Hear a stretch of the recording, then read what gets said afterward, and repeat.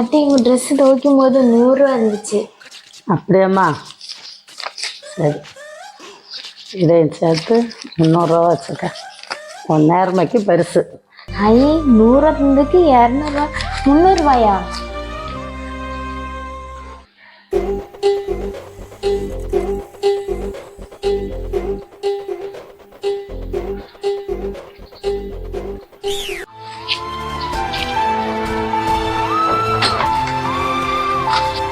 அத்தை இன்னைக்கு உங்கள் ட்ரெஸ்லேருந்து 500 கிடைச்சு.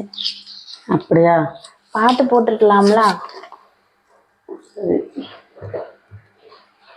இது இன்னைக்கு உனக்கு பரிசு எடுத்து தந்ததுக்கு இந்த 1000 சேர்த்து 1500 நீ வச்சுக்க.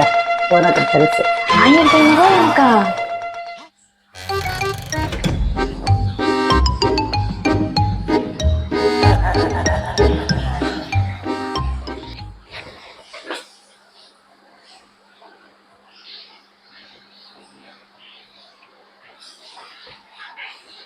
என்ன இன்னைக்கு ஒரு காசு கூட கிடைக்கவே இல்லை.